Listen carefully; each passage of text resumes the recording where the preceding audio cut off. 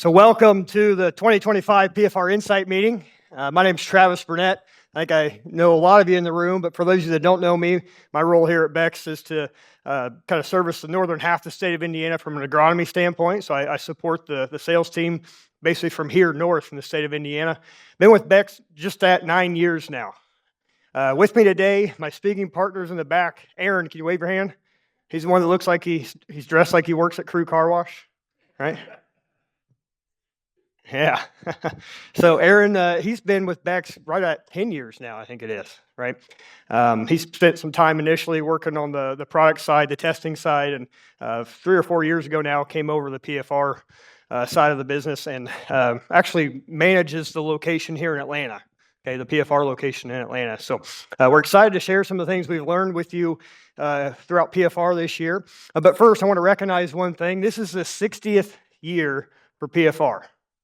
Okay, 60 years, that's a long time. I heard Brent Minot talking, that's about as long as Brent's been alive, right? 60 years, long time. So I'm a visual guy, right? When I was thinking about 60 years and what was going on back then, how things have changed, a couple pictures I want to throw up here. If you guys just shout out kind of what's going on, what I'm trying to show 60 years ago. What did we do here? Landed on the moon, or did we land on the moon? That was a discussion we had at one of these other meetings before. The guy had his tinfoil hat, and he was telling me maybe we didn't land on the moon. That was roughly 60 years ago. What about this? Anybody have one of these in the shed still? Okay, the 4020 from John Deere. I think it was 63, I think was the year that came out or was introduced. This one's my favorite. Woodstock, yeah. But more specifically, I want you to look right here. Anybody recognize that couple right there? So Sonny's not here. I was hoping he'd be here. I was going to pick on him, right? That's Sonny and Glenda. That's an actual picture, Jason, in case you're wondering, right? Yeah, so if there's ever any other stories that you want to know about that they haven't told you about, just get with me. I'll share them with you, okay? I'll be happy to make something up. But no, if you guys get the chance to see Sonny after this, since he's not here, he's spending time in Jamaica with customers instead of attending tonight, so that's why he's not here. But no, you have to ask him about his time at Woodstock, and he will have no clue what you're talking about, but I'll get a laugh out of it. No, so a lot's changed in the last 60 years, right? Think of that period of time, the things that have changed on your farm or your life or just the world we live in. I always like to start this presentation looking at PFR today, because it's always fun. This map's continually growing, right? Every time I show this map, we're adding more and more locations of this. Our marketing area is continuing to grow, but it's one of the things that makes Beck's unique is the how broad of an area that we're doing our testing here in PFR. So there's 12 different locations where we're doing research now. Those are designated by those yellow dots that you see up there. Those are places we actually own or have a distribution center and a PFR team that supports that distribution center in those areas. And we also have these gray dots up here that represent third-party like contract research that we do on the PFR side as well. In total, it's over 1,000 acres worth of research, and I think going on right around 25 full-time employees that are on the PFR team, right? And that's all they do year-round is PFR research. Okay, so one of the things that makes PFR really unique is the different soil types, the different yield environments, the different weather patterns that we get to do this testing, and it makes the data that we can provide you very valuable in my mind. A couple other things I want to touch on as we get the presentation started here. We're going to talk about a few definitions or some concepts here. One of those is PFR proven, right? We've talked about this for some time now, and this really came about in 2016 was the year that we started the PFR proven designation, and that was our way to identify those things that worked more often than not, to kind of identify the cream of the crop, if you will. If anybody remembers, the PFR book back in 2016 was over 400 pages long. Okay, it was a really, really big book, and we're really struggling to really get through it, right? Where do you begin? Where do you start? So we thought if we came up with this concept and identified those things to really focus on, maybe that was a good way to simplify that book a little bit. So in order for a product or a practice to be PFR proven, it's tested over a minimum of 3 years. Okay, and over that 3-year period, has to add yield every year. And not only does it have to add yield every year, but over that 3-year period, it has to add a positive return on investment. So you have to make money in that application. Okay, that first year, I think we had 11 PFR proven products. To date, it's back up over 150. Okay, so it's almost getting complicated again. So we had to think of ways or unique ways to, again, start to identify how do the best things we've tested in PFR. So if you have your PFR book, which you all should by now, they got out pretty early this year, prior to Christmas. If you don't have one, get with us. We can get you one as well. But a couple new things you'll notice in the PFR book, we're starting to really hone in on this PFR proven thing and really start to sort those different ways. So a lot of the products that you'll see that are PFR proven are going to be ranked in order of return on investment. Okay, so we're going to start putting some priority on certain products that tended to perform better than others. You'll also notice that anything equipment related is going to have acres to pay off instead of return on investment.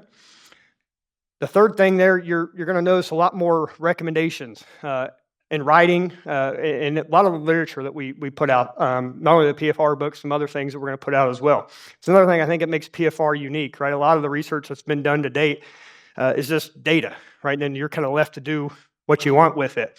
We're actually going to make some more black and white recommendations, if you will, around some of the testing that we're doing. And you'll notice in the PFR book that's a change this year. The last one is the one that I want to focus on the most and that we're going to reference the most throughout the presentation today. And it's still around that ROI standpoint, the return on investment standpoint. But we wanted to look at how often did something give you a positive return on investment, not just the average over that 3-year period.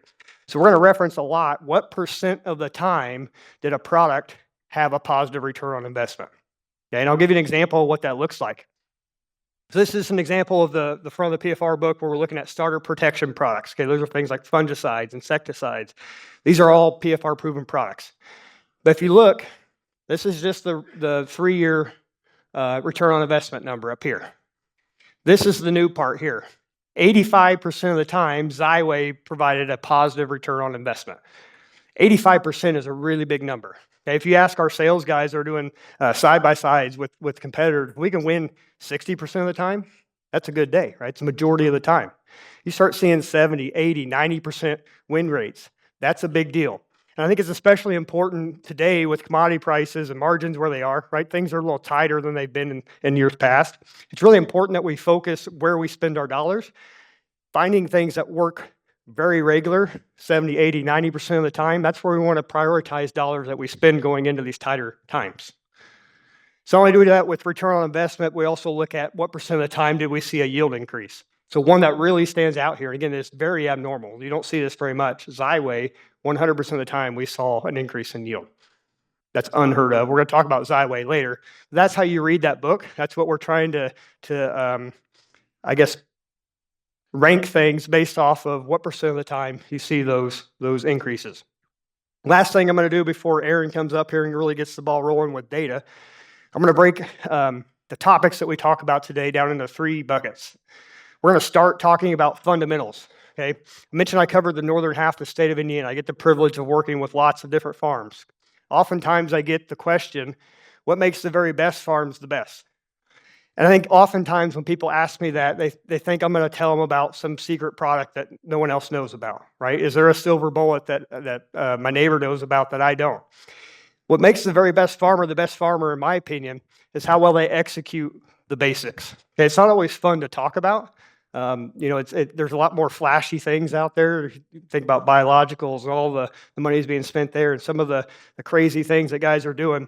That's not what makes the best the best. What makes the best is how they execute those basics and they scale that across every acre they farm year after year after year. Okay, so we're going to set the stage with those fundamentals first. Second thing we're going to talk about, that second bucket, is these low-cost or no-cost types of products that we can add into an existing application that we're already planning to make to get more out of it. Okay, so we're going to spend some time there. And again, I think it's relevant based off of where we're at from a commodity standpoint. Then the last one we're going to talk about, that third bucket there, we're going to look into the future. Okay, a lot of the things we do in PFR are kind of out there, right? But there's some things that are really exciting coming down the line that I think may have some value 5, 10, 15 years from now. Okay, so we're going to wrap up the meeting talking about some of those futuristic concepts that we're testing in PFR and put a bow on it, and hopefully get you out of here in a timely manner. So with that, Aaron, why don't you come up here, talk about probably the most important pass that we make, and that's with the planter. Yep. So before we dive into this first topic, I always ask this question, and hopefully you guys give me some answers, right? We're going to need some feedback from you guys today as we do this presentation. But when we think about planer adjustments, I'm curious, what percentage of the time do you guys think you have that planer perfectly dialed in for that acre? You're nodding your head like, oh boy, I don't know. What do you think? Give me a percentage. There's so many variables. Where do you start? Well, all right, I'll give you that one. So he says never, okay? No, I'm kidding. I'm kidding.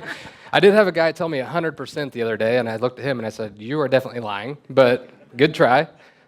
Colbert, I see you back there. What percentage of time do you think? 75. All right. All right. I can admire that.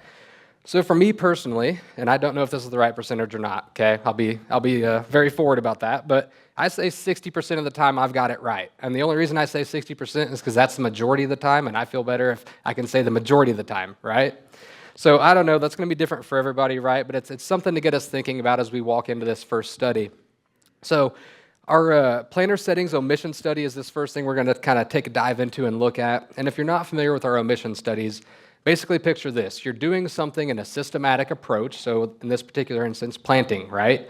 We've got all these different things that are going on while we're planting. We're doing them all together, and hopefully we're doing them all well, right? There are things sometimes we don't do well, but hopefully for the most part we're doing it well. Well, what happens if we pull out one of those things in the system and we do it wrong, knowingly do it wrong? How much is that going to hurt us on the back end when it comes to yield and ROI? And we're going to do that one at a time for each of these treatments that I'm going to go through here on these slides. So the first one is going to be incorrect downforce. So this particular picture, you can see we did not have enough downforce, right? Our trench is caving in on us before we can even get through there with the closing wheel tail to get that thing closed. So we did not have enough downforce here. Shallow planting depth. That's one that I think most of us are probably paying attention to our planting depth, but we're going to go into some details on some things I think we could do to maybe make sure that we're doing it correctly all the time when it comes to getting that depth right.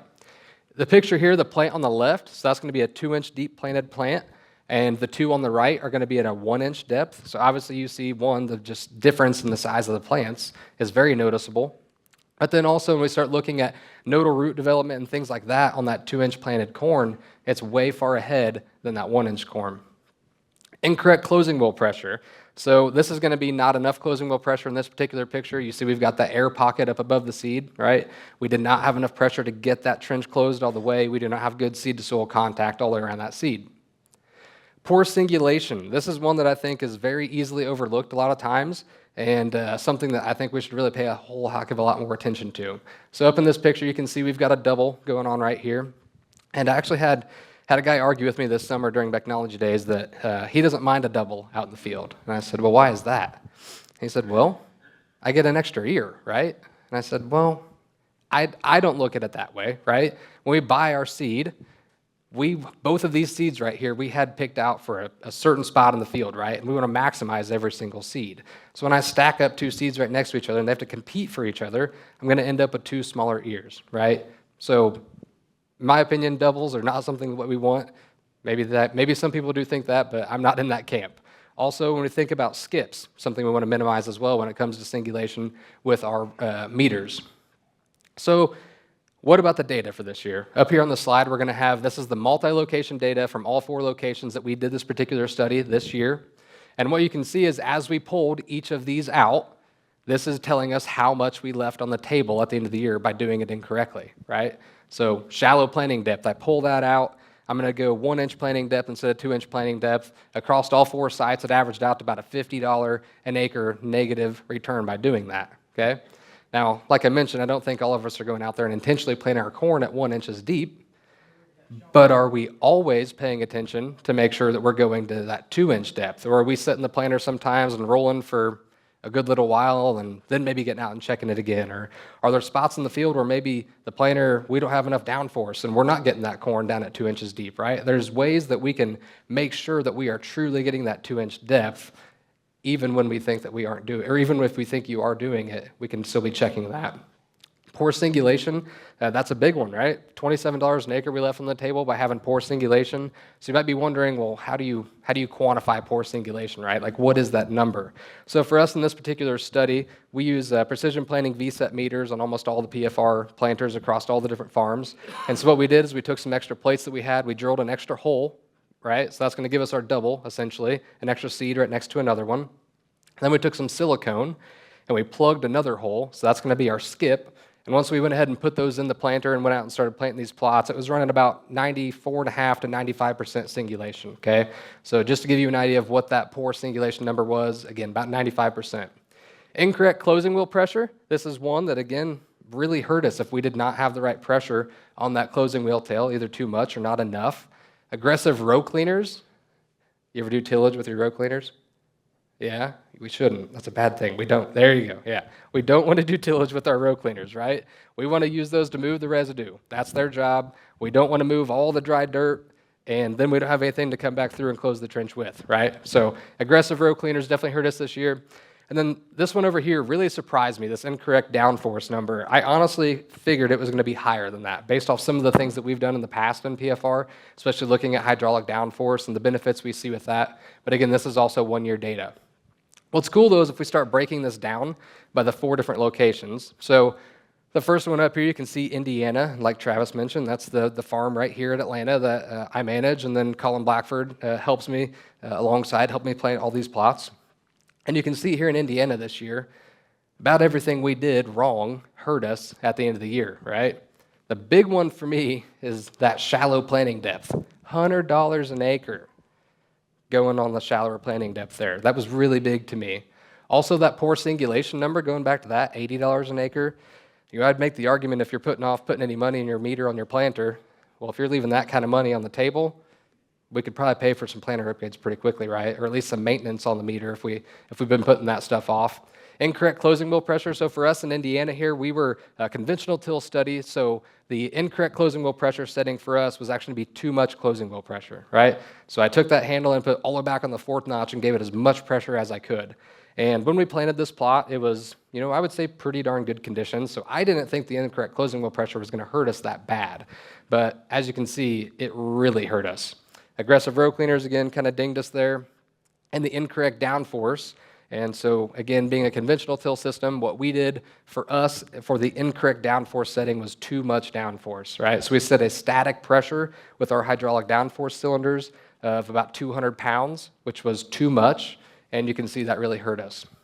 What's really interesting, though, is we look at, say, Kentucky up here, right? I'd make the argument really nothing hurt us in Kentucky this year in this particular study when we did it wrong, okay? Anybody have any guesses as to why? Brian, you're shaking your head no. You don't have any guesses?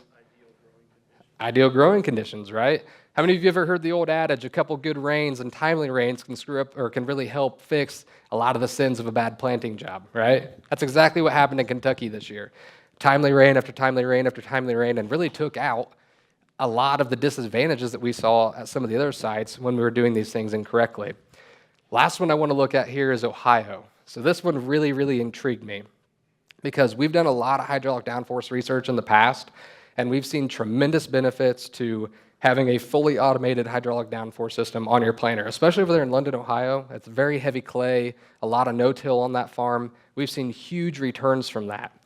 And so this year, not having enough downforce, because again, they're no-till, so that particular study there, their incorrect downforce was not enough downforce. It actually did not hurt them one bit, right? I hate to say it helped them, but it kind of did help them, right?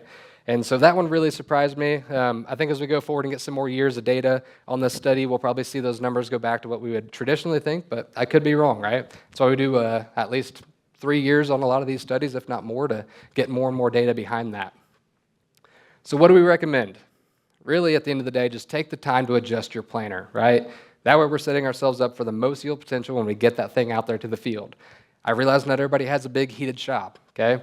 I've got a pole barn at my house, but it's not the most insulated thing in the world, and I'd love to have a big old shop, but that's just not how it is, and I realize there's a lot of people like that too, but we do get warm days in March, we get some warm days in April early on, right? Get those planters out, get them out in the driveway, go through them, and kind of go through some of these things that we just talked about up here, make sure things are working good.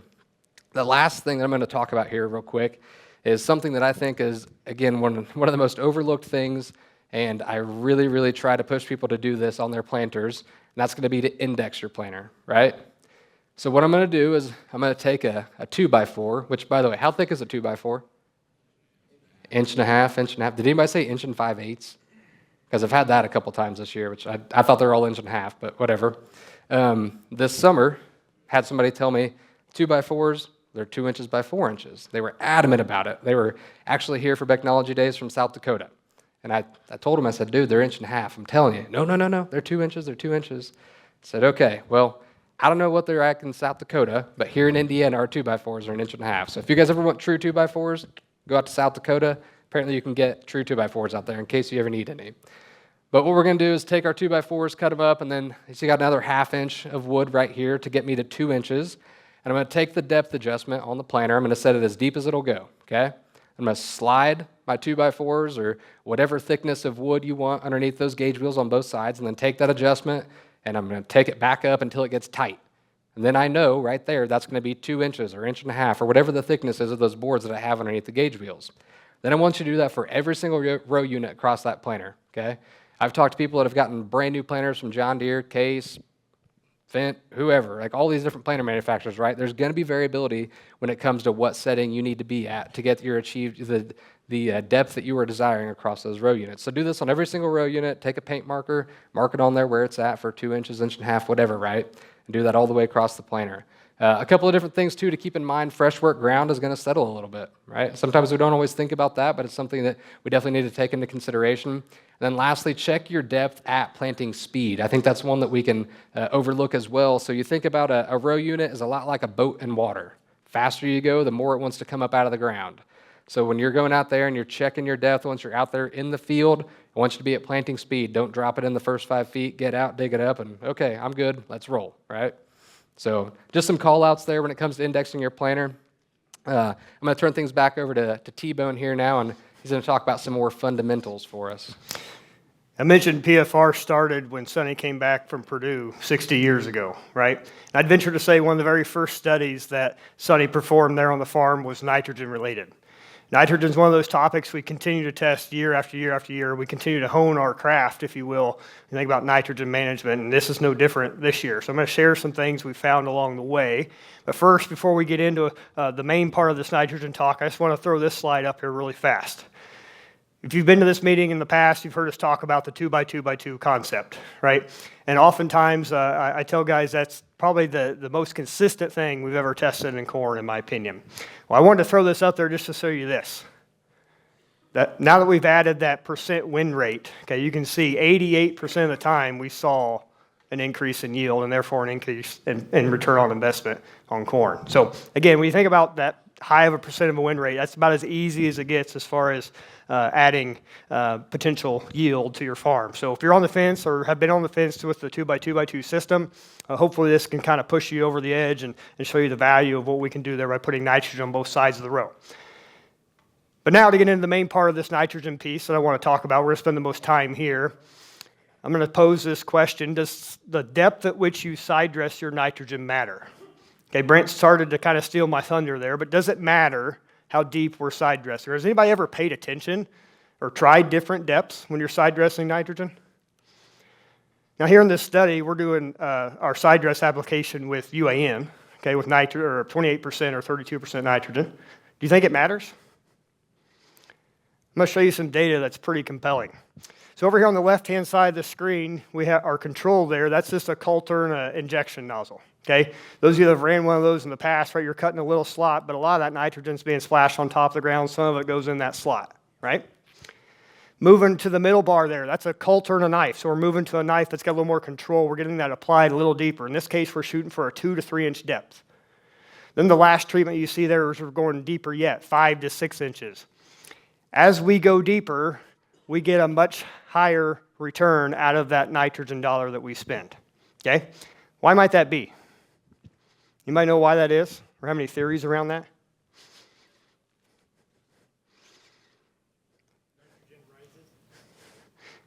Potentially. Yeah, I'll give you a hint. Let's start here.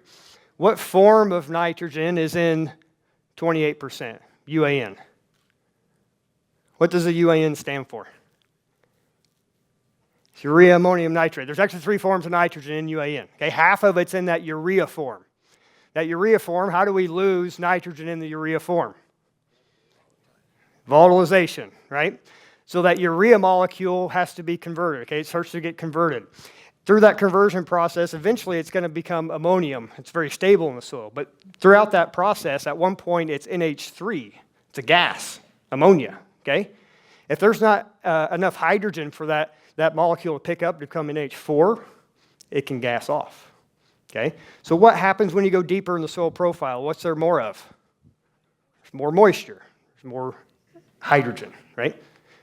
So that's what we're seeing here. We're seeing basically this is a way to manage volatilization risk when you think about side dressing your nitrogen. So this is the multi-location data, right? It's pretty compelling. Let's look at it on an individual site basis, because I think this tells a really neat story. So this is the farm that Aaron manages here in Atlanta, just right back here, okay? As we applied it deeper, we see more consistent returns. Who's familiar with the soil types we have here? What texture of soil would you call a lot of this right around here? A lot of this farm that we're doing this research on here in Atlanta is a silt loam kind of texture. There's a little bit of clay, but it's certainly not as heavy as some, okay? As we move to southern Illinois, what's different about the soils in southern Illinois versus Indiana? At least the Atlanta site here. Well, not in Effingham. Have you been, anybody been west on Highway 70? Right, and you go past that big cross, right? The Effingham, Illinois PFR site butts up against that property. The PFR guys joke about that Effingham site. They call it moon dirt. Okay, it's a pretty shallow profile. There's a hard pan. It's really heavy clay, poorly drained. Works even better there. Heavier textured soils. What if we go to Ohio? So London, Ohio, Interstate 70 the other direction. Heavier clay yet. And Aaron mentioned it before, that's mainly a no-till farm, okay? So as we get into those heavier textured soils, we see higher and higher returns because of this. How often do we see that side dress mark late in the season, even on some of the ground you guys farm? Happens pretty regular, right? Especially the heavier textured soils in this part of the world. Volatilization is what's happening there, okay? With that UAN, we're managing it by getting it deeper into more moisture. But what if I can't go deeper, right? The heavier textured soil, especially if you're in a no-till situation, sometimes it's hard to get enough down pressure on that toolbar to get it 5 or 6 inches deep. Are there other ways to manage that? Nitrogen sealers is another piece to manage this, okay? So throughout that same study, we also looked at all 3 of those treatments with that sealer. That sealer is essentially a little, I'll call it a little disc or a little blade that's throwing some dirt, okay, over that knife mark. There it was. Okay, so all 3 treatments, so the Coulter and injection nozzle, and both of the depths of the knife treatment, every time we added the nitrogen sealer, we saw an increase in yield. Okay, so at the end of the day, it's a similar story, right? Heavier textured soils, bigger returns to this concept. I think this relates to a lot of us here in this part of the world, right? A lot of us have seen those open side dress knife marks, okay? When I talked about executing the basics, what makes the best farmer the best? It's paying attention to details like this, okay? So I would challenge you to try and side dress deeper. Go as deep as you can with that toolbar, okay? If you can't go much deeper than what you're doing, maybe you should invest in some nitrogen sealers. You're going to get more consistent returns out of that nitrogen investment by doing that. Okay, moving on. I told you we're going to talk about Xyway, right? And the reason we're going to talk about Xyway is because of how often we saw that increase in yield. Remember, I used that as an example to start with. But first, I want to show you this picture. Can anybody tell me what I'm looking at here on these corn plants? When I split those open, when I'm comparing. What do you call this part of the plant right here? That triangle. It's the crown of the plant. Why is the crown of the plant important? All your nodal roots originate from that crown, okay? So when you think about that crown, that's kind of a pinch point, if you will. When you think about the roots, their job, right, is to get nutrients and water into the plant. What happens is if you get crown rot, it's a fusarium species, if you get a crown rot that infects these nodal roots or infects the crown of that plant, it's kind of like driving around, anybody been around 465 on Indy? Surely all of you guys have at some point, right? I put about 55,000 miles on a vehicle every year, and unfortunately, I have to drive around 465 sometimes. I just hate it, right? It's not very, very fun, especially during like rush hour traffic, right? You know what's worse than going around 465, though? It's when they're doing construction on 465. When those 3 lanes go down to 1, Is that a very efficient way to get around the city when all that traffic's being funneled down into one lane? That's what's happening when you have crown rot in corn. You get infection of those roots. Late in the season when your nutrient and water demands are really high, you have a very inefficient way to get all those groceries up to the ear of the plant. Okay, it's something we see very often, especially in this part of the world. It's especially bad in heavy textured soils that tend to lay wet. It's those anaerobic conditions where that Fusarium species is really bad. So again, we're not going to spend a ton of time on this whole 2x2x2 and the Xyway thing, but I just wanted to show you that 10.5 ounce rate of Xyway followed by a more traditional fungicide application late season has been very profitable in PFR testing across soil types, but it's especially true in some of the heavier textured soils. 100% of the time we saw an increase in yield. Okay, again, that's just unheard of. Probably not going to happen again. But 85% of that time we made money. So when you think about those types of numbers, that's something to think about if you have some of those poorly drained, heavy textured soils that tend to lay wet for long periods of time in the spring. Just want to throw this in here to throw Aaron a bone. Right? This is his farm. 2 of the 3 years he tested it here, pretty big numbers when you look at the Xyway response here in Indiana. Okay, now we're going to move into that middle bucket of topics. Right? I talked about those low-cost or no-cost types of things that we can add into a system. A lot of us in this part of the world are pretty big advocates of fungicide use. I think especially after this last year, right? A lot of people that didn't spray a fungicide on corn this last year I've talked to swore they're never going to not spray a fungicide again, right? Tar spot was a pretty big deal. A lot of us are also big fans of that R3 timing of fungicide on soybeans. Right? These are passes that are dedicated passes. We're going to make them almost no matter what. How do we get more out of those passes? Well, applying the right adjuvant at the right time can help you get just a little more out of those fungicide passes. 2 of those that are PFR proven this last year are Full-Tech and this silicon gel. Okay? The silicon gel is a more traditional surfactant, if you will, or adjuvant, if you will, that's like a sticker spreader type of product, right? You're going to keep more of that on the leaf when you're going across the field. That's the purpose of that particular adjuvant. The Full-Tech's a little different. It's a little more comprehensive in how it's made. Okay? It's got a fulvic and humic acid to it. It's also a pH adjuster, so you're acidifying that solution. That helps in a couple different ways. One, getting more of that active ingredient into the plant itself, but then also it has an influence on the half-life of that fungicide. Fungicides are very sensitive to pH. Okay, so the more acidic that spray solution is, the longer the half-life is of a lot of the fungicides that we use. So those are 2 that are PFR proven. You can see over a period of time have a pretty positive return on investment.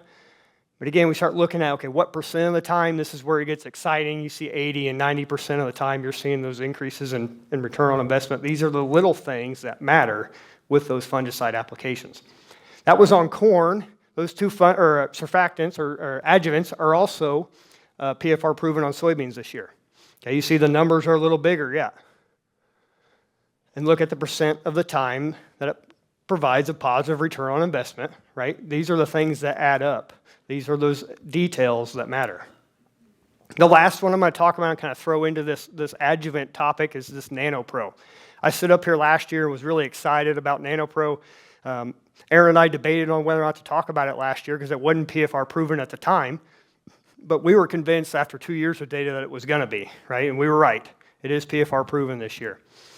Both with foliar nutrition on soybeans, so we added it to Versamax, saw an increase in yield and profitability. And also where we added it to the fungicide, we saw more consistent returns with NanoPro. Okay, so those types of products are the types that we would recommend you start looking at adding to that fungicide pass. % win rate with foliar nutrition and then with fungicide, again, that's pretty big numbers, pretty good numbers there. Doesn't get much better, okay? All right, now we're going to move into some of the more futuristic types of topics. I'm going to let Aaron talk about one that's maybe not as far down the line as what I'm going to talk about after him, but these are the things that really get me excited when you think about where we're going in the future, right? How are we going to farm 5 years from now or 10 years from now? Take it away. All right, so as you can see up here on the screen, we're going to talk about John Deere See and Spray technology. Is anybody currently running a See and Spray machine at all from John Deere? Or used one, been around one, tried one? Okay, did you like it? Did you buy one? Retrofitting it on my sprayer. There you go. Yep, doing the retrofit. Nice. I know a couple people that have them on order for this next growing season. So they are growing in popularity, but like Travis mentioned, this is still kind of a futuristic thing right now. What I think is really cool is we had the opportunity here in PFR to test this product from John Deere because we are in a very unique position, okay? And the reason I say that is, so John Deere, they knew they had this really cool product, right? It works good, but they needed to quantify it somehow, right? How much can a guy save on herbicide when they're using our See and Spray technology? So naturally, John Deere went to some of the retailers out there and they said, hey, we'd love for you to help us quantify the system that we have, right? Let's put some numbers around this. Can anybody guess what the problem was with going to the retailers when you were trying to convince them to test a technology to use less of the product they're selling, right? There's a little bit of hesitation there, right? So because we have such a good relationship with John Deere here at Beck's and in PFR, we were lucky enough to have them approach us and basically say, hey, we need some help with this. Can you give us a hand? We said, yeah, for sure. So John Deere gave us, and when I say gave us, they just lent it to us for the year, right? They didn't give us this sprayer. They gave it to us on loan. We do actually have it back in the shop right now currently, storing it this winter, and we are going to use it again next year. But again, it's just a loaner from John Deere. They didn't give us this sprayer to do the tech or to do the research. But I think it's really cool that, again, we have that kind of relationship and that kind of credit in the industry that we are approached to do really cool things like this. So what is See and Spray technology? Well, it's basically a bunch of cameras across the boom, see weed, spray weed, right? Pretty simple. About 24 cameras across a 120-foot boom on the particular one that we have here. And there's really going to be two options you're going to hear get talked about a lot when it comes to See and Spray. So you've got the Premium and the Ultimate. You can see those up here on the screen. Really the big differences at the end of the day is going to be the fact that the Ultimate is going to have a dual solution system. So you guys probably can't see it very well, but on the stainless tank here on this Ultimate machine, it's got a 1 and a 2. So kind of showing you that there's two different tanks on that sprayer. And so you can do two different products at the exact same time with this machine. The boom is plumbed with basically two different lines, right? You've got two different pumps, so two different products completely at the exact same time with the Ultimate machine. Also, you'll see it's got a carbon fiber boom, and it's only a factory option, okay? You can only order an Ultimate See and Spray machine from the factory. Now, when we look at the Premium, it's actually a single tank, okay? So one product at a time, but it can either be a puck, so an upgrade from your John Deere dealership, or it can be a factory option as well. So like you mentioned, you went the puck route, right? And so as long as you have a 2018 or newer John Deere sprayer, and you have Exact Apply and Boom Track Pro 2.0, you can upgrade it to See and Spray technology, but just the premium one. So again, kind of the big differences there between those two systems. But as we started using this machine this last year, it became really apparent to us there is a lot of changes that you can make on this particular machine, depending on what your goals are, right? I would say most of us that would be using something like this, our goal is probably to reduce our overall herbicide costs, but still actively kill all the weeds out in the field, right? But depending on what your goal is and how effective you want to be, there's a lot of adjustments you can make. So up here on the screen, this is basically a screenshot from the monitor in the cab of the sprayer. You can see we can adjust the spray buffer area. So that's that blue area up there that you can see on the screen. So when you see the width, just imagine that as basically how many nozzles you're turning on, right? So in this particular instance, there's 3 nozzles hypothetically turning on when we are on the small width. The length, that is basically how long before that plant and how long after that plant is it shutting off and turning on those nozzles, okay? So as we go through and we adjust that, you can see you go to medium and medium, that makes it a little bit more of a square. But then if you go to the large width, we've got a lot more nozzles on, but our length is that small, so we're turning on those nozzles a lot closer to the plant, and we're turning them off a lot closer to the plant as well. So again, depending on what your goals are, you can really dial this system in, and I think that that's so cool. There's also some more changes you can make when it comes to sensitivity on the cameras. So like I mentioned, there's 24 of them across the boom there. This is going to be the lowest setting, okay? By the way, before we get into this, what's this weed right here? What'd you call it? Wow, cucumber? No, you're close. So velvet leaf is one that it might be called a lot of times, right? Or butter print. Who's from Tipton County in here? Okay, see, butter print. I'm telling you, Scott, I see you back there. I know you call it butter print. So I first learned about butter print from Scott back there when I was working for him right after high school. And then I came down here to Hamilton County, and everybody looked at me like I was cross-eyed when I said butter print. Like, what are you talking about? That's velvet leaf. So I kind of like to see the different differences of what people call that weed. So as we get into it, though, this is the lowest setting you can see up here on the screen. So all that camera is picking up is what's inside those two red circles right there. But as I increase the sensitivity, you can see we get up to the highest setting, it's picking up a lot more of those weeds. Even one of them that's up here in the corner kind of, that I can't even see it with my own eye, but as good as these cameras are, I trust that there is a weed there and I'm just not seeing it, right? So again, as I'm trying to dial in this machine, depending on what I want to do, there's a lot of adjustments that I can make. So what did we do this year in PFR when it came to using the See and Spray sprayer?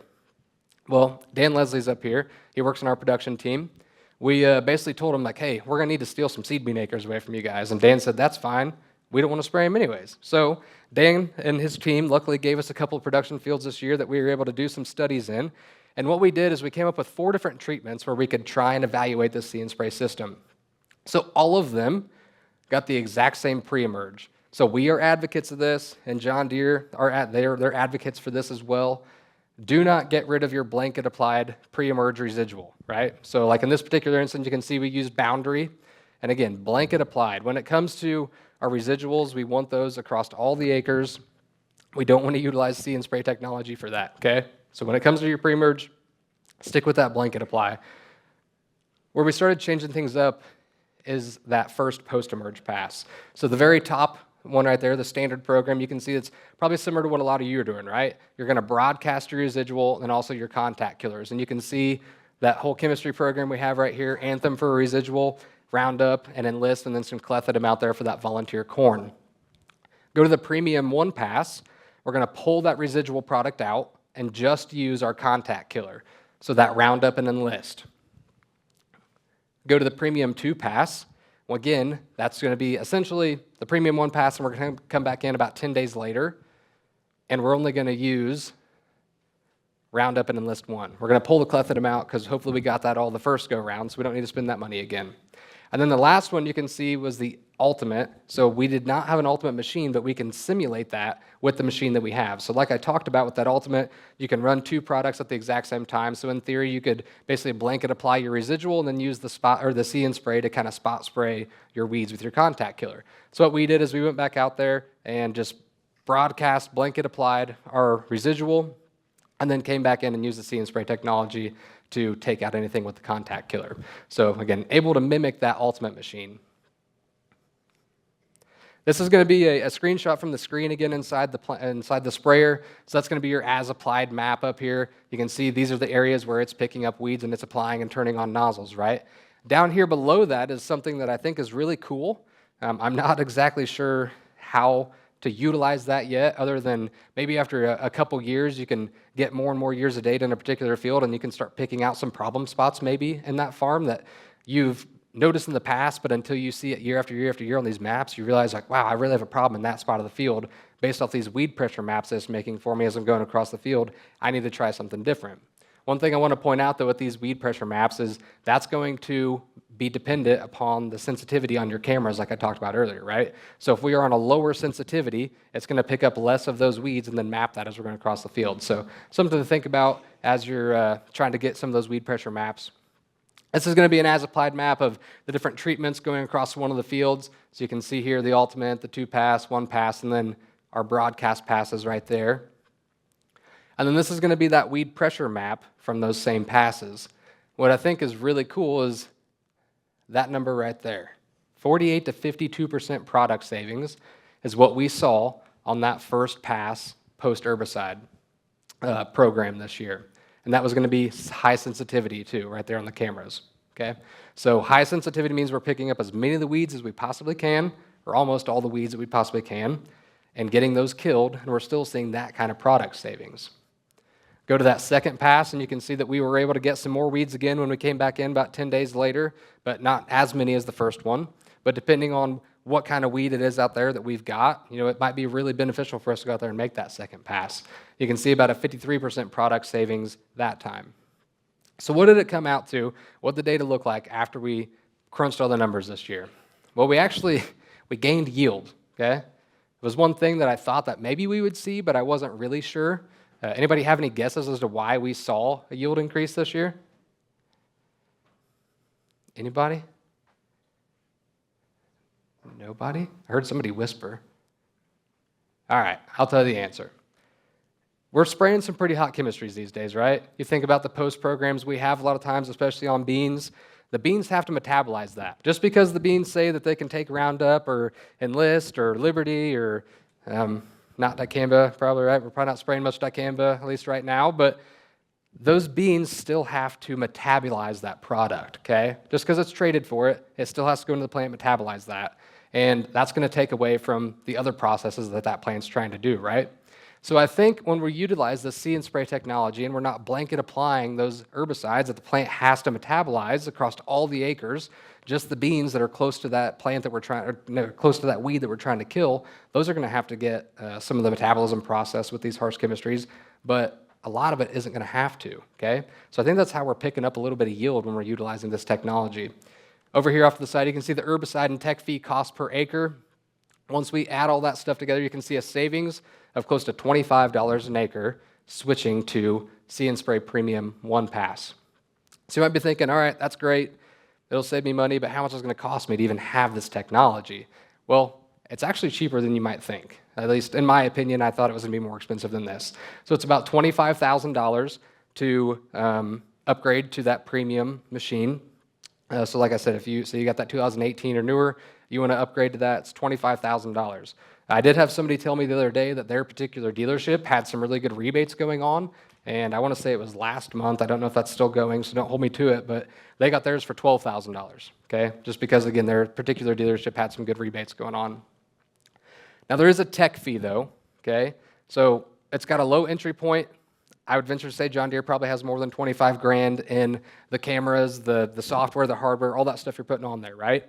So there's going to be a tech fee, but I also think of this as this technology gets used more and more and more, and as models get better and better and better, and overall the experience is going to get better and better, right? So I think of that tech fee kind of going towards that stuff. So anytime I'm going to be spraying using See and Spray technology, it's actively spraying. The only cost I have is the cost of the herbicide, right? So whatever my herbicide cost is. John Deere's not charging me a tech fee on that. Where I'm going to pay a tech fee, though, is the acres that do not get sprayed, right? So anytime those nozzles are not on spraying something, it's going to record that, and that's where that $5 an acres goes to. Now, the thing is you might think, okay, well, it's cost me to use this thing. Might as well just spray, right? Just spray my chemistry. Well, chances are your chemistry is going to cost you more than $5 an acre, so it's still going to save you some money. And then on fallow ground, you'll see it's only $1 an acre for those acres that do not get sprayed. So think of like a burn down situation, right? You go out there, you're going to pay $1 an acre on those fallow acres. So let's walk through a hypothetical situation here, and I say hypothetical, but I also think this is a very realistic situation as well. I'm farming 2,000 acres. I got 1,000 acres of soybeans that I need to spray. Let's say that my post program right now is costing me $42.64, okay? That's going to come out to a little over $42,000 a year to spray that 1,000 acres of soybeans in the conventional way that we do now, right? Go to See and Spray, though. I've got one post pass. What we saw in PFR this year, 48% savings. So I'm going to actively spray 520 acres. You'll notice our chemistry costs, though, are only $29.61 as opposed to that 42 because I'm pulling that residual product out, right? I'm not paying for the residual product just to go out there and See and Spray. So we take that into account. We look at about $15,000 it costs us to spray 520 acres. Now, we've got the other 480 that never did get sprayed, and we got to pay that tech fee back to John Deere. So that's going to come out to about $2,400. So our grand total, just under $18,000 to spray that 1,000 acres of soybeans with a See and Spray machine. So year one, total savings on 1,000 acres of soybeans, about $25,000. How much did I say that this system costs to put on your sprayer? About $25,000, right? So again, this is a hypothetical situation, but I think it's a realistic example of possibly paying off technology like this on your sprayer in the very first year. I'm excited to go forward and do some more research with this. I think there's some really cool things we could do. I've talked to some guys that have said, I've got non-GMO beans. I don't really want to go out there and spray, say, Cobra on all my acres, right, and bronze all those beans. But with See and Spray, I can go out there and hopefully get some of those harder to kill weeds and not ding all my beans. So I think there's a lot of places that we can utilize this technology, and look forward to see where it goes from here. With that, I want to turn it over to T-Bone, and he's going to talk about something that is futuristic, and we're finally talking about it, but we've actually been dabbling in it for a few years now. Would it be of interest for any of you to be able to plant your soybeans in the fall? And he's And not harvest talking about them this the next fall. year? We had those dry beans that was blowing out the back, and then we got some rain that regerminated. He's not talking about that. We call that cover crop. Yeah, that's yeah, Right. cover crop. Yeah. There was a lot of cover crop out there this year, wasn't there? But no, intentionally planting your soybeans in the fall and then harvesting them the next year. Is that a new concept? Any of my production team, you remember when we used to play back in the day with coating the male seed with a polymer to try and get it to delay, right? To try and get those nicks correct. It's not a new concept. What's new, again, think back to everything that's changed over the years. Think about the technology that exists today versus then. But what we're able to do currently is coat soybeans with a polymer. And really the secret sauce of this is how precise we can be today versus what we could back then, and have that polymer break down with a combination of heat and moisture at the correct time so that those seeds can then germinate in the spring. Okay, lots of different applications. I see lots of wheels turning on maybe how we could add this into an operation. But I want to show you some of this data here. As Aaron mentioned, we've been doing it for a few years, but we're comfortable enough with it. We're going to start talking about it at least. One disclaimer I will make, right? This isn't commercially available today. So like Aaron's futuristic topic there, you could go out and buy it today. You can't do this today, but maybe there's opportunity to do this in the future. So up here I have some examples of what this looks like. These pictures came out of the Minnesota location. Okay, these beans were planted in November, like early November time frame. And then we came back out in March 12th, and started to dig up these seeds. Okay, you can see that 4% coating broke too early, and those seeds are starting to rot. Okay, we're trying to dial in how thick do we need to put this coating. The 6% and 8% are both still good, though. Those seeds are still viable. It hasn't broken down enough. Another picture I want to show that tells a pretty neat story, right? You think about some of the concepts that we've talked about in PFR, the PFR proven success strategies, right? What was the number one thing with soybeans to increase yield potential? Plant earlier, right? We plant earlier so we can increase the number of nodes per plant and therefore yield potential. If you look at this middle column here, this is our control that was planted in the spring. Okay, in this case, we decided that, hey, we're going to target a planting date of the second half of May. The reason we did that is we got to thinking, hey, this concept doesn't have to be better than the first planted beans, but as long as it's better than my last planted beans, then maybe there's opportunity for this to make sense. Okay, so we targeted the second half of May here. Look at the number of nodes that are on that plant compared to the number of nodes that are on plants on either side that were planted in the fall. Okay, so it's like we're getting an early, the benefits of early planting, the additional nodes per plant, but we're doing it in the fall.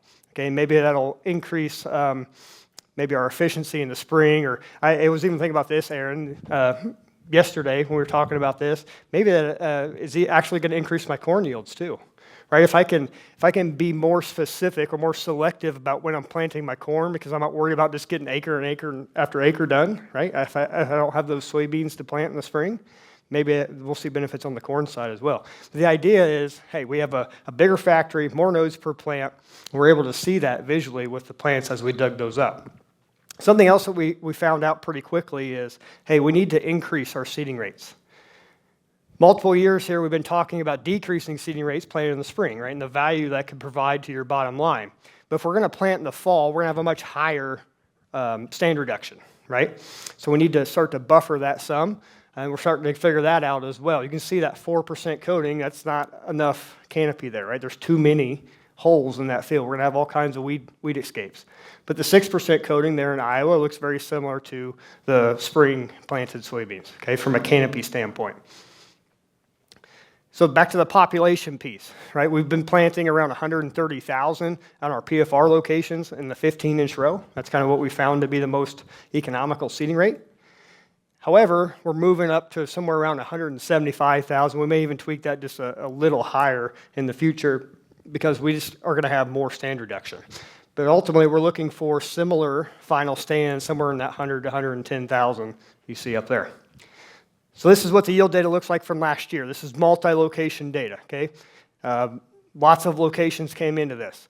But on average, over all the different planting dates, all the different locations, fall planted soybeans actually out-yielded the second half planting in the spring there by about 4.5 bushel. Okay, pretty interesting. It's fun, though, when you start looking at individual locations, right? It starts to tell a story. We found that this concept works more consistently in certain areas versus others. For instance, Henderson, Kentucky, it doesn't work very well. Why is that? What's the winters like down there? A lot warmer, right? And a lot more fluctuation in temperature, right? So it's really hard to dial in what polymer or what percent of that coating I need to put on those, right? Because it's a crapshoot every year. However, the further north you go, the more consistently cold it is, and therefore the more consistent returns we see. So this is just an example of this last year in central Illinois. Beans planted November 3rd at that El Paso location with a 6% coating yielded over 100 bushel. Okay, it was 10 bushel better than the spring planting. That central Illinois location had a little extra room, so they did 2 planting dates to try and figure that part of it out as well. So they had a December planting date in there. In that case, it was the 4% that was the best for the December planting date. 12 bushel better, over 103 bushel. Pretty wild, right? Now, we don't see that everywhere. As we get into some of this other data, you're going to see it's a little more muted, the bushel response we see there. But on average, over the last 2 years, multiple locations, that 6% coating is adding a increase in yield compared to some of the later planted soybeans in the spring. Again, I want to look at some individual locations, back to where is it working, where is it not. Okay, you can get an idea of what that looks like. So central Illinois over that 2-year period, Iowa over the 2-year period, Nebraska, and then Minnesota. And I'd venture to say Minnesota is probably going to be one of the more consistent locations that we find works with this, because it goes from like Carhartt cold to cutoff warm in a matter of a day, right, up in Minnesota. So I think we'll be a little more consistent up there potentially. But the idea is there, the proof of concept is there. Now, where do we go in the future with this? I'm pretty excited about this, because we're starting to take this concept and test it in field scale situations currently. Okay, so here in Indiana, we have 3 different trials going on where we have soybeans in the ground currently.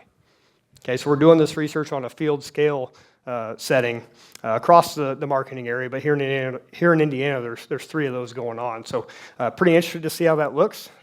Just so happens the 3 that I have here in Indiana are also in a cover crop system. Okay, so you think about some of the challenges in planting soybeans into green cover, right?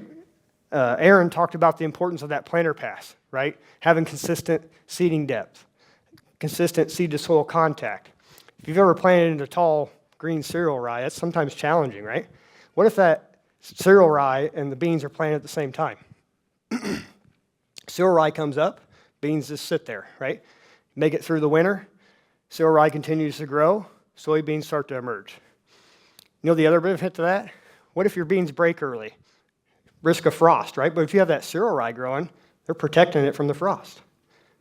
Then you can terminate your cereal rye based off of what the weather's telling you. Right? When that rain starts to shut off, you can terminate it then and not worry about terminating based off of planting. So there's lots of different ideas and concepts with this. We're even playing with intercropping, right? How do we get more out of our double crops? Can you plant them earlier when the wheat's little, and then have them come up prior to harvest of that wheat, right? But be small enough that you're not going to clip the tops off. Is there opportunity to do some intercrop type work? Those are the types of things or ideas we have with this concept. Again, you can't do this today, but we're doing some field scale research with it. We think it's interesting enough and consistent enough in our testing to at least start to share some of that with you. So look forward to see what we can do with that and some of these different systems that we're testing currently. So with that, we're going to put a bow on things here. That pretty much wraps up the topics that we're going to going to cover, but we wanted to leave you with a couple slides here. If you guys want to take your phones out and take a picture, if you think about some of the main PFR learnings and concepts that we really want to focus on, we couldn't cover them all in an hour, right? There's not enough time for that. So we wanted to leave you with this here, some of the easy buttons, if you will, that we found here in PFR. I'm not going to cover them all, right, with the 2x2x2 concepts, really hard to beat. Xyway's been very consistent. We talk about the side dress depth, right, and how easy that is to add consistency to that nitrogen pass. So that's on corn. Soybeans, similar deal, right? I mentioned the value of planting early. Fungicide, insecticide on R3 soybeans, that timing's really crucial, really important. Some of these are all the basics that I mentioned to start this meeting, right? It's the basics and the attention to detail that matters. That's what makes the very best farmers the best. That's what makes an average farmer average. It's how well they execute basics. So if any of these topics are of interest to you, come find Aaron or I after this. But with that, we're going to leave you with a video from Sonny, Scott, and Corey. I hope today's meeting left you with at least a mental notepad full of notes and a renewed excitement for the year ahead. To think about that was much like when I came back to the business in 1964. My head was full of ideas. Luckily, my dad was supportive and he agreed to us using several acres of land for the practical farm research. And that was the start of our PFR program. To share the results of that 1964 research, my mom, dad, my wife, Glenda, and I hosted a second ham and beans supper for our customers in January of 1965. Now that was actually the second because of our winter customer meetings. The first one was in January of 64 when I had just got back to the farm. At that time, I used mostly Purdue and Illinois data that was practical for farmers as we were just starting our own program. As you can see, those suppers have evolved into winter meetings, and today you know them as PFR Insight Meetings. And then when my oldest son Scott came back to the business in 1987, he took over that program, the Practical Farm Research Program. The program at that time in 1987 consisted of one testing site here at our home office in Atlanta, Indiana. Our first additional site outside of Atlanta was in southern Indiana at Fort Branch. Now, this year's PFR book includes research from 12 sites across the Midwest. The number of PFR sites and studies have grown significantly since my dad started the program 60 years ago. But the goal of PFR remains the same: to provide unbiased agronomic research for farmers to improve profitability and productivity on their farm. Now, let me give you a glimpse into the evolution of the ag industry since I came back to the business. When I was growing up, I remember my dad teaching me the importance of planting straight rows. And like most farmers, it was something I took a lot of pride in. When my son Corey became old enough to plant, he didn't have to worry about planting straight rows because auto steer was available by then. Technology advancements continue to help us improve efficiency and profitability in farming. From the research my grandfather started 60 years ago, to the work my dad built upon, to the testing our practical farm research team carries on today, innovation remains at the heart of what we do at Beck's. As farming products and practices evolve, you can be confident that PFR will continue to explore new ways to deliver value on our farm and yours. Thank you for being here and being willing to perhaps learn something new. Now, as we celebrate 60 years of practical farm research, we hope you'll take our results and use them to improve your operation. And on behalf of all of us at Beck's, we wish you a very successful growing season. You know, I love that video because it kind of reinforces how much Scott and Sonny and Corey and Jason and Chris and everybody, they're still so invested in PFR, right? There's so many times that I'll get a text from Sonny on a Sunday afternoon after church. He's out riding his dirt bike, which, Scott, is he even supposed to ride his dirt bike anymore? Well, I have a picture I know for sure of this year of Sonny riding around on his dirt bike, but actually, I want to show you guys a picture real quick. This is one that I got from Sonny on a Sunday afternoon after church, okay? This is going to reinforce the man still loves his corn, right? He was down at the 400 bushel plot. He was in front of 6280, the one that he thought was going to hit 400 bushel this year, and he sent me this picture, and I even texted him and I asked him earlier today, I said, hey, can I use this picture? Because I think it, again, really reinforces that he's still so into PFR, and Scott is too, right? I can't tell you how many times I'm walking down the hallway and Scott may say, hey, I was driving by this plot the other day and I saw this. What's going on with that? I want to know what's going on there. Scott doesn't send me any cool pictures like this, though, so maybe if you send me something like this, I'll be able to use you next time, right? But I was just talking to Jason in the back. Jason Beck, he was talking about a PFR study we should try, right? So they're so invested in PFR. I'm so grateful for that, and I hope that you guys find tremendous value in coming out and learning about some of the things we're doing in PFR. Kind of as a thank you for coming out today and listening to Travis and I and taking time out of your evening, we got a t-shirt for you. The guys in the back are going to be handing those out. You can see, make sure you grab one of those on your way out. And then lastly, real quick, if you don't mind, just got some QR codes up here. So on the left side, you can scan that, take a survey. You can basically say whether I was the better speaker or Travis was the better speaker, or maybe we're both really bad and you don't want us back next year. You can leave that feedback if you want. So definitely take some time to do that if you don't mind. And then also on the right side there, you can get some CCA credits if you want those as well, if you are a certified crop advisor. And with that, thank you guys for coming out tonight. Be safe driving home, and we'll see you again next time.